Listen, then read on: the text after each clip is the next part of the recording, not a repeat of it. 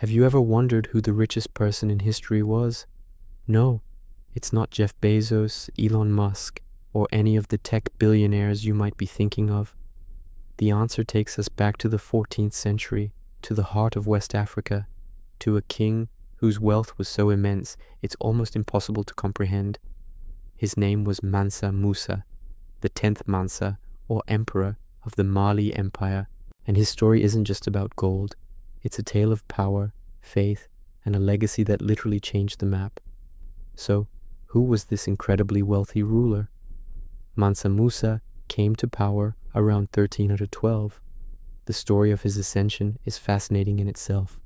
His predecessor, Mansa Abu Bakr II, was an explorer at heart. He was obsessed with the idea of what lay beyond the Atlantic Ocean. So, he equipped a massive fleet of 2,000 ships and set off to explore, leaving Musa in charge as his deputy. Abu Bakr never returned, and just like that, Musa became the new emperor of one of the largest empires on earth. At the time, the Mali Empire was a global superpower. It stretched across a vast area of West Africa, covering modern-day countries like Mali, Senegal, Gambia, Guinea, and more. And what made it so powerful? Two things mainly: trade and gold.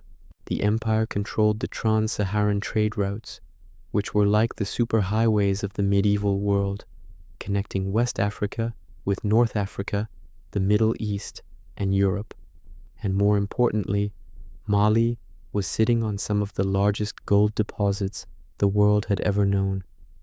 It's estimated that at its peak, the Mali Empire was responsible for almost half of the old world's gold.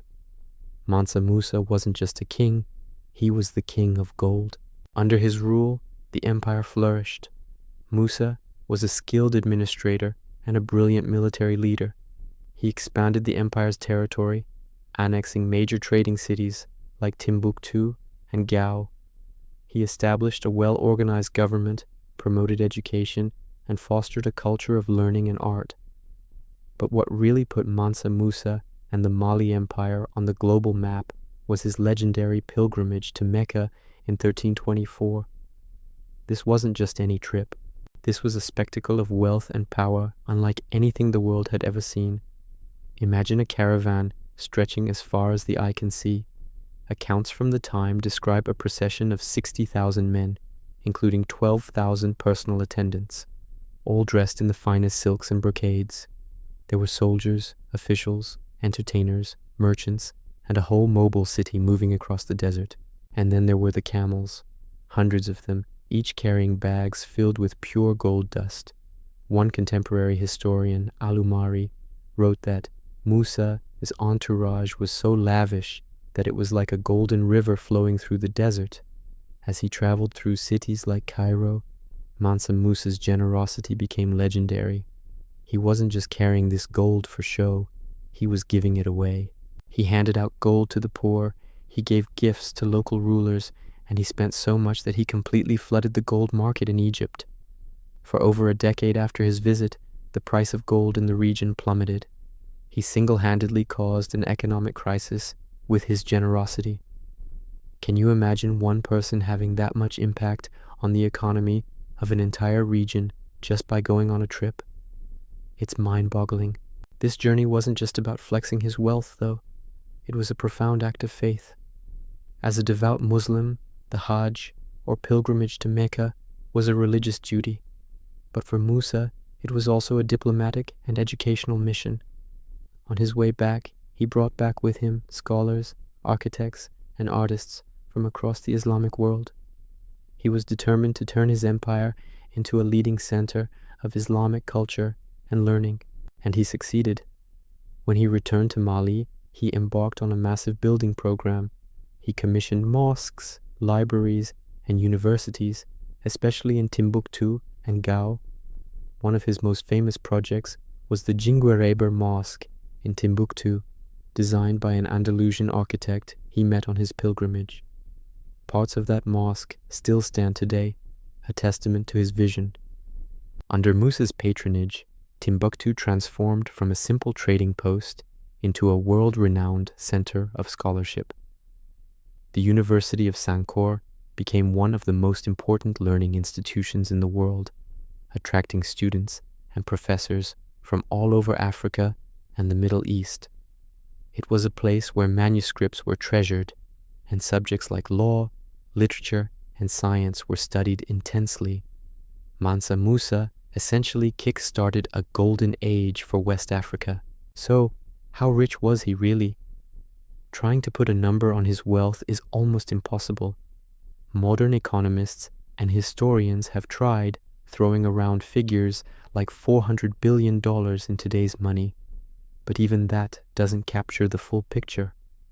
His wealth wasn't just in gold, it was in land, in trade routes, in salt mines, another incredibly valuable commodity at the time.